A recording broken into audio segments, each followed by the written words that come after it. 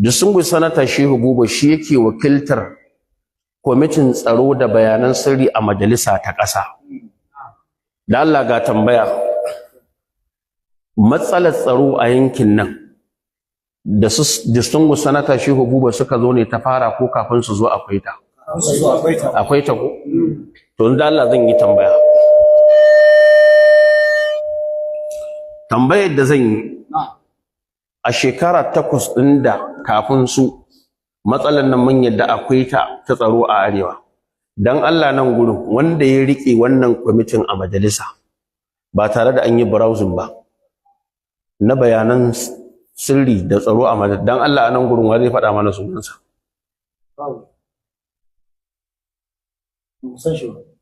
Dan Allah nan wajen a shekara 8 ɗin baya a nan masallacin, dan Allah wa zai iya faɗa mana waɗanda suka shugabanci kwamitin tsaro da bayanan sirri a majalisa? Ba wani san shi ba. Dalawa zai faɗa mana nan. Ba wanda ya san.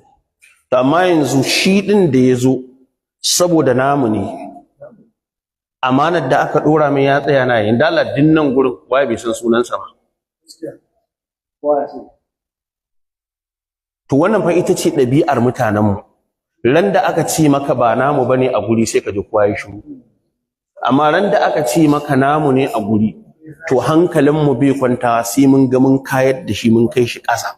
Misali na biyu yanzu, Profesa Isa Ali Fantami, kujerar da yake rike da ita ta minista a harkar sadarwa. Kaga yanzu in ba mutum yayi browsing ba, nan gurin in ka ce faɗa mana waye shugaban kwamitin tsaro da bayanan sirri a majalisa akan harkar tsaro a shekara 8 ɗin Buhari. Billahi lazi duk inda ka je ka tara mutanenmu, ko da za a wajen wani taro na ce yanzu inda za a ce ba wanda zai fita daga gurin nan sai ya faɗa, na ce wallahi da yawa ba za su fita daga gurin nan ba. Ba a sani ba. To na Fantami ma yanzu dan Allah suka da zagi da ake yi lokacin da Fantami na kan kujerar mutanenmu, yanzu da ya batta tsakaninmu da Allah shine irin zagin da ake wanda ke kan kujerar da bayani a kansa.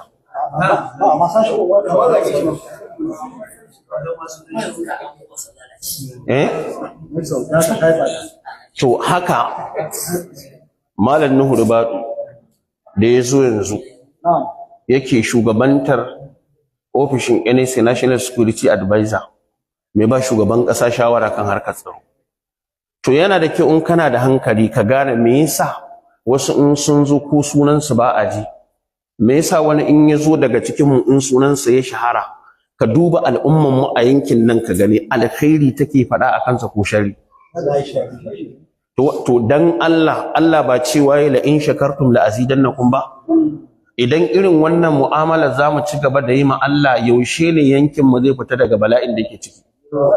In namu ya zo yana kokari yaya za a yi mu ta jafa'i mu ta zagi, in wani ya zo wanda ba namu ba kowa ko sai kuma daga nan zaka gane mafi yawancin abubuwan muhassara ce take lidin din shi. Ita ce tuhuman da ake yi akan kabilanci, cewa saboda bafulatani ne an zo ana yin abubuwa don a kare wasu mutane. Na rantsi da Allah ƙarya ne. Wai sai ka ga ni da na zauna da mutum sama da shekara 10, wani sai ya zo ya zauna da shi ko shekara 1 bai sai ce wai mutumin da na zauna da shi shekara 10, sama da shekara 10, shi da ya zauna ko shekara, sai ce wai ya fi ni sanin mutum. Dan Allah, ai ko faskare nake yi shekara 10, akwai itan da na kalle shi zan gane zai faskare cikin sauki ko bai faskare ba.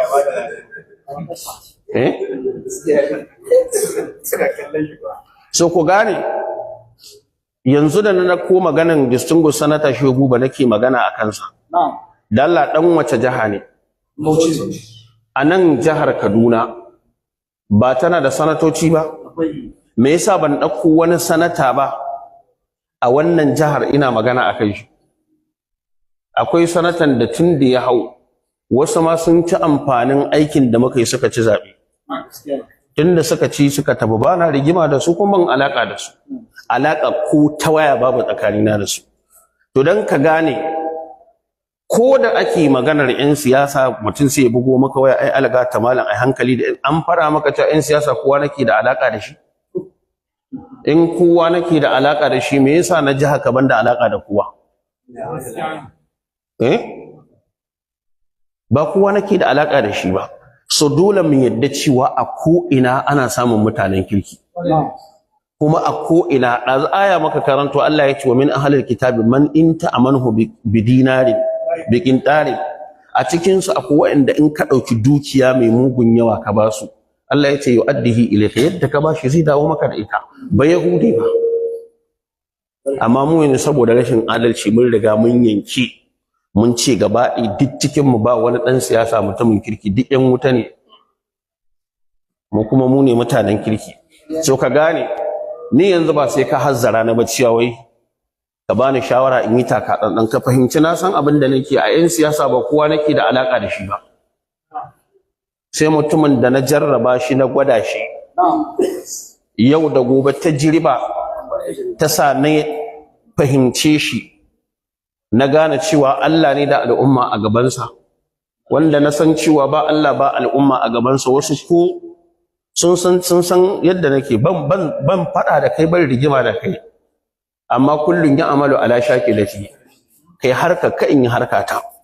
To maganan tuhuma akan abin da ya shafi harkar kabilanci, yanzu wannan kwamiti da aka nada akan abin da ya shafi harkar tsaro ko kuma yadda za a jagoranci sulhu a zauna lafiya, shi yana ba fulatani, amma kwamitin nan da aka zo mafi yawancin waɗanda suka fi yawa a kwamitin nan mutanen Hausawa ne. Dan Allah idan kabilanci ake wa ya kamata ya kawo? Ba fulani ba. A cikin kwamitin nan akwai waɗanda a matakin karatu har profesa ya kai, amma ba a ce shi zai jagoranci kwamitin ba, aka ce ni in jagoranci kwamitin. A cikin kwamitin nan akwai waɗanda a shekaru sun haife ni, ba maganan girma ba, shekarunsu ya kai su haife ni, amma kuma fulani ne aka ɗauko na aka ce ni ne shugaba. Lalla in magana ake ta ƙabilanci ba ceton mutane za a yi ba. Kowa ya sani a Najeriya adadin da ake da shi na malamai a fulani ya fi adadin da ake da shi na malamai Hausawa. Amma ka zo jagorantar kwamitin nan aka ɗauko adadin Hausawa ya fi yawa a cikin kwamitin sama da adadin fulanin. Magana ake ta ƙabilanci ko magana ake ta acece yanki? Magana ake ta acece yanki, ba magana ake ta maganan ƙabilanci ba. Ba wannan magana ake ba. Saboda haka wannan kenan. Maganar tuhume-tuhume da ake akan abin da ya shafi harkar ta'addanci, abin yana ban mamaki. Yanzu a dokar ƙasa, dan Allah ko kurtin ɗan sanda aka ɗauka ko soja, sai ta bayyana wannan kurtin cin amanar ƙasa yake a harkar tsaro, dan Allah ana zira mai ido? Zai yi a zira mai ido? To yaya za a yi yanzu irin shi da waɗanda suke sama da shi ta bayyana ƙarara a ce cin amanar mutane suke akan harkar tsaro, kuma a zira musu ido? Kuma inda za ku gane matsala ne, yanzu ofishin National Security Advisor Malam Nuhu Ribadu, da Allah arewa kawai yake shugabanta ko din Najeriya? Wannan kwamitin da distinguished Sanata Shehu yake shugabanta yana maganan arewa ne ko ku kwamitin din Najeriya ya shafa? To sai ka je ka bincika ka gani zagi da ƙagi da sharri da ake yi daga nan arewa shine kuma abin da ake musu daga kudu. Na rantsi da Allah kafin ka ga dan kudu mutum da ya zo da allegation a kansu sai ka ga mutum sama da adadi kaza daga arewa suna da allegation a kansu. In magana ce ta matsalar ƙasa, akwai ha'inci, akwai kaza, akwai kaza. To ya kamata ce yadda 'yan arewa suke da complain, ya kamata ce 'yan kudu suna da ya aka yi nan ne kaɗai mutanenmu suke complain can bawa. So sai ku fahimci akwai matsaloli na siyasa, ko dan wasu suna ganin distinguish bai kai ba, dan me a shekarunsa zai fara siyasa, Allah ya kai shi wannan matakin da ya kai shi yanzu. Shi ma Malam Nuhu wasu suna ganin ai bai kamata ba a ce a siyasance shi yake rike da wannan kaza. Duk irin waɗannan to dole da ƙarfin tsiya da ƙarfin bala'i sai an yi kirkire abinda hankalinmu ba zai kwanta ba sai fa mun ga mun ɓata suwa ne mun yi iska ɗin mutuncinsu mun zubar da mutuncinsu. Ina rantsi muku da girman Allah a yin siyasar Najeriya kaka ban san wani ɗan adam da ya damu da yadda za a tsayar da zubar da jinin nan ba al'umma ta zauna lafiya sama da distinguished sanata Shehu Buba. Saboda maganar da ake yi wa'annan alaƙoƙin da yadda za a shiga daji a gyara matsalar nan ba ya fara ta ba, hatta Dr. Ahmad Gumi fa shi ya ɗauke shi ya kai shi daji wajen wa'annan abubuwan fa. Ai babu bane wanda yake fararre wai aka fara shi. Yadda za a yi wannan matsalar ta tsaya a daina zubar da jinin mutane a 'yan siyasa a Najeriya, ni dai ban san wani wanda ya damu da matsalar nan ba sama da shi. Sai aka kuma ɗauko kwamiti aka bayar da shi ga wanda ya san matsalar kuma ya dace da gurin, kamar yadda Laraba ke cewa kada a ɗaital ƙausa bariha, ka ba da baka ga wanda ya dace da ita. To jami'an tsaro masu bincike na farin kaya da SSS ɓangaren police CID da waye duk wai ba su gano abu ba, wani ɗan iskan gari yana zaune a gefe shi sai ya gano. Dala ina ake yin haka in ba a ƙasar nan ba, a nan ƙasar kawai ake yi. Saboda haka wannan mu shine abin da muka sani. Saboda haka wannan mu shine abin da muka sani. Alaƙar sanata Shehu Buba da malaman addini kaso 80 cikin 100 ko 90 cikin 100 na malaman Najeriya kudu da arewa, 'yan izalarsu da 'yan ɗariƙarsu ba wanda jisungu sanata Shehu Buba bai da alaƙa da shi. In kai bai da shi kai baka isa ya alaƙa da kai ba to ka bincika yana da alaƙa da na gaba da kai. Yanzu kwanaki irin wannan allegation ɗin an taɓa fito da shi. Sufurin kansu ko shari'a in Najeriya wannan ka tuntuɓi in kai ɗan izala A ne ko B. Ɗariƙa kuma kowace kake ka tambayi malamanka sun san ko shi waye. Ko kuwa wannan ina faɗa muku ne in sufurin kansu ita ce kololuwa a Najeriya wajen duk abin da ya taso musulmi, da aka rubuta wani allegation akan shi sufurin kansu ta zo ta rubuta takarda cewa wannan maganar banza ne ba ta da shi ba, kuma sufurin kansu din nan wanda ke shugabantanta Dr. Bashir Umar Ali shine shugabanta, su imamu ahli sunnati wal jama'a suwa duk wani malami da ka sani babba a ƙasar nan tsakanin arewacin Najeriya da kudancin Najeriya sun san alaƙar da suke da shi mai kyau da distinguished sanata Shehu Buba, kuma addini ya haɗa su, kuma wallahi sun san mutumin kirki. In kai baka sani baka je ka tambayi malamanka sun sani. To wannan yana ciki. Yanzu Malam Bello Al-Adamawi ana sha faɗa malaman addini nawa ne malamin addini dan uwansu ya mutu suka yi abandoning ɗinsa da iyalansa. Distinguished sanata Shehu Buba akwai wata ƙuri'a da yake nema a jihar Kaduna ne. Yau tun da Malam Bello Al-Adamawi ya rasu ya koma zuwa ga Allah sama da shekara 10 har yanzu shi yake ɗauke da nauyin gidan Malam Bello. Sai kuma irin wannan mutumin sai ka zo ka ce mu ajiye shi ba mutumin kirki ba ne. Sai mu ɗauko wanda Allah ya kiyaye. Ai duk ga su Malam Abu nan duk za su iya ba da shaida. Duk abin da ake yi kaga dai bi da wata ƙura'a a Kaduna da zaka ci wai saboda shi za a kuma kana ahlus sunna yanzu ka ji wannan labarin kaɗai cewa ga wani daga ai shi yasa na faɗa na ce ai ba shi kaɗai bane dan siyasa, ai ko wasu suna da ni yanzu sanatocin guda 3 a Kaduna shi na nan santara ma shine na san sunansa, amma wallahi guda 2 billahi allazi la ilaha illa hu sunansa ban sani ba. Kuma ba ku sani ba ku? To wallahi ni na nan Kaduna santalar shine na san sunansa, shi kuma gabaki ɗaya so ɗaya muka taɓa haɗuwa da aka mutu da mahaifiyata ta rasu ya zo min ta'aziyya. Shi kuma ref ɗin ma ni yanzu shi makocina ne tun da ya hau kan kujeran alaƙa ko ta waya ba tsaka, so ka fahimci ko a 'yan siyasa ba kuwa ba muke da alaƙa da shi ba ma faɗa ba kuma a alaƙa lakum dinukum waliya din. yawa kowa ya ci gaba da harkarsa yawa so wannan ba zai yiwu bane mutumin da muka san shi muka san alherinsa muka san nagartarsa sannan muna kallo wani abu ya taso mai wai saboda muna jin tsoron zargin wani kada ya ce mu yaran 'yan siyasa ne sai mu koma gefe sai mu bari sai an iskaɗin mutuncinsa wallahi ba zai ba wannan dawo ta ɓangaren abin da ya shafi nagartarsa wannan aiki dai a ƙasa wanda za a ce mutum yana ɗan siyasa yana yi don ya taimaki mutane na rantse maka da Allah abin da yake yi wallahi wannan abu ne wanda ba zai iya lissafawa tsakanin taimaka wajen aurar da zaurawa abin da ya shafi harkan masallatai empowering na taimakawa mutane abin da ya shafi harkar jinya yanzu akwai malami kwaya ɗaya malam Sa'idu Makoli mun je Jos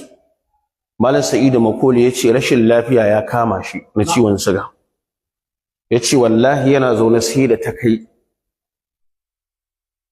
kawai yana jiran kawai lokaci yayi Allah ya ɗauki ransa dan ba abin da za a yi yace har sai da ta kai mutane ba kowa ke iya zuwa gurin sa ba saboda yana zaune ya fara wari za ka yi mamaki gurin ba cikin gari bane binni ƙauye ne da sungu sanata ya tashi ya je duba shi ga halin da yake ciki shi kadai da aka ɗauko shi aka kawo shi Abuja za a jinyarsa ta ci sama da miliyan 20 yana malamin addini dan ya ceto rayuwarsa to irin waɗannan aikace-aikacen ba za mu iya lissafa su waɗanda ake akwai wanda asibitin Nizamiya naje na rantse da girman Allah lokaci ɗaya na samu kuma ka je ka bincika wannan asibitin da ake kai mutane jinya idan abu ya gagara a jihohinsu ya ce a ɗauko a kawo Fulani kaɗai yake kaiwa Hausawa kaɗai yake kaiwa da waɗanda suke addini ɗaya ma da waɗanda ba addini ɗaya ba in dai matsalar ta zo kwamiti yake da shi waɗanda wannan aikin kawai suke na rantse da girman Allah a koren da na je na samu an kawo kuɗi ko an biya kuɗi na marasa lafiya da aka tara lokaci ɗaya sama da miliyan 100 da kuma irin wannan shikenan kawai saboda mun zama azzalimai saboda kana gudun wani kada ya zage ka sai ka dawo ka ce to kai ba ruwanka mu ba zai yiwu ba in mun san alherin mutum da nagartarsa muna kallo ana kawo mai farmaki a yi iska ɗin shi a kai shi ƙasa kuma gobe ba wanda za a kama haka fa muke a yankin nan fa wani in ya taso yana yin abin da zai yana iya kwatanta maimakon a taru a ƙarfafe shi duk yanzu yana daga cikin siyasa saboda wasu na ganin akwai yiwuwar zai iya zama gwamna a Bauchi to bari ji yadda za a yi mu taɗe shi billahi allazi ba zai kai ba saboda ko ana ganin ko shekarunsa ko wani abu ko wani dalili ne nasu irin na siyasa na rigingimu da suke ainihin wato yi wannan duka yana daga cikin ababen da kaɗan daga ciki haka mu ka ji daga gurinmu muna tare da shi daman walahama insha Allah abin da ya shafe shi daga nan Kaduna ya shafe mu abin da ya shafe mu ya shafe shi in ka ji hakan ya maka a tafi in bai maka ba to Allah ya haɗa kowa da rabon shi ba shi kenan ba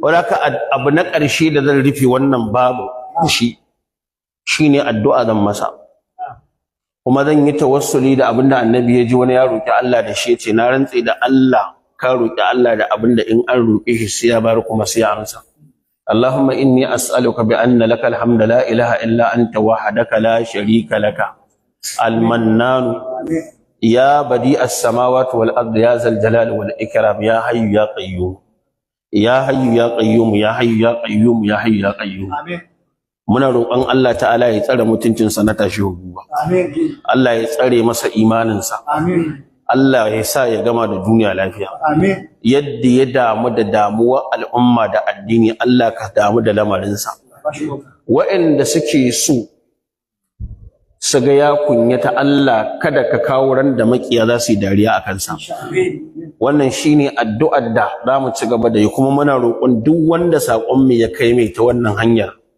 a matsayin sa na masoyi yawa to da Allah ya saka shi cikin addu'o'i irin waɗannan su ne addu'o'in da muke nema wannan kenan magana ta ƙarshe sai sanata Jibrin Baro Maliya. Kasan mun samu matsala, wani in ya je Saudiya in ya dawo sai shi ai ya je Saudiya ya ga kaza to su kullun limaman a masallaci addu'a suke Allah ya shiri shugabannin, ko kuma nan kullun addu'a kuke Allah ya tsine musu ko to in ku Allah ya nefan Najeriya ma da kuka tsine mata albarka ba gashi nan ba kullun cikin gyara ake. Domin wannan kasan yanzu Najeriya idan kana so ka tara mutane followers to zama cin mutuncin mutane kake. Akwai wanda ba karatu suke so ba zagi suke. To wanda duk muka san shi muke da alaka da shi ta zamu iya faɗar abin da muka sani na alkhairi a kansa to zamu faɗa. Ka san kowa da aikin da Allah ya sa shi, wani aikin da Allah ya sa shi shine bibiya ya kwakulo aibin mutane zai faɗa ko. To mu ba wannan, in aibin ya bayyana mu faɗa, kuma inda kai ba daidai ba in mun faɗa bai hana wata rana in kai daidai mu ce daidai kai. Wannan shine adalcin da Allah ya ɗora mutane a kai shi. Amma wani lokaci mutane saboda mun samu matsala zaka ko alherin shugaba ba sa so a faɗa. To mu kuma wannan ba ita bace karantawa. In zaka bi mu haka ka bi mu.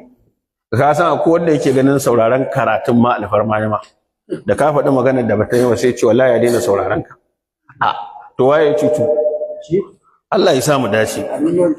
To ya fito da program na shi ma zai aurar da mutane 400 har da 40. Na ga wata yarinya a nan garin tana kiraye cewa dan Allah mai girma gwamnati shi ma ya taimaka, dan da irin wannan tsarin na ba da gudunmawa ai aure ita ma tana ganin fa da yanzu ta shiga daga ciki. To za mu san yadda za a yi mai girma gwamnati shi ma ya san yadda za a yi ya shigo wajen ya za a yi a tallafa ma wasu su yi aure. Tunda kamar yadda kuka sani da yawa akwai matasan da tara kayan auren da kuɗin yadda za a yi auren yake zama mai, amma bige-bigen da za a yi in gari ya waye kullum a je a dawo don a ciyar da matan ba zai zama matsala ba. Tsakaninku da Allah akwai su ko babu? A kaga da yake matasa ne. To kenan a irin wannan tsarin da sanata Jibrin Baro Maliya ya kawo na ya tallafa a aurar da wasu, kuma bayan auren wan ba a ce za a bada jari ba, an dai ce za a ƙarfafa mutane da abin da zai taimaka musu gurin riƙe iyalan. To wannan tadbiki ne na faɗin Allah ne umarni cewa ankihul ayama minkum wasalihina min ibadikum wa ima'ikum. Kaga ku aurar da gwagware a cikin ku ko zaurawan cikin ku da mutanen kirkin cikin ku bayi Allah madaukakin sarki kaga yace in yakunu fuqara ayyughnihim Allahu min fadlihi. In sun yi auren inda an yi riko da sababin abin da za su yi, to ai dama wanda ke azartawa shine wa. Shi yasa zaka kasashen da suka ci gaba haka ake, ana iya tara matasa kaman 1000 lokaci daya ai musu aure, saboda duk lokacin da farashin aure kasa to farashin zina za ta yi sama. Idan farashin aure ya yi sama ya zamanto ya gagari matasa ba a tallafawa wajen su yi aure, to billahi allazi la ilaha illa hu sai farashin sa kuma ya yi ƙasa. So saboda haka wannan ɗaya daga cikin aikin sa ne, yana da aikace shi ma da yake yi da yawa a nan yankin, amma tun da ɗabi'ar mu ba mu saba faɗan alkhairi ba, sharri ba za ka ji. Yanzu ba mamaki yanzu maganan auren da mutum 440 da zai yi, in ba yanzu da nake faɗa ba wani bai ma taɓa ji ba cewa barau zai yi. Amma yanzu da kuskure yayi ko wata kalma ta kwace mai, da yanzu an gunta ta billahi allazi ana ta yawo da ita. To wannan kokari da sanata Jibrin Baro Maliya wajen ya tallafa ya sa dan a aurar da waɗannan mutanen, muna roƙon Allah ya saka masa da alkhairi. Sannan raguwar shugabanni Allah ka ba su ikon yin koyi da waɗannan da tallafawa matasa da abin da za su yi dan zai taimaka mana wajen rage matsaloli ko da na tsaro ne. Abin da na faɗa daidai Allah ya ba mu lada, wanda ne kuskure Allah ka yafe mana. Wa bihadzal qadri kifaya. Wassalamu alaikum wa rahmatullahi wa barakatuh.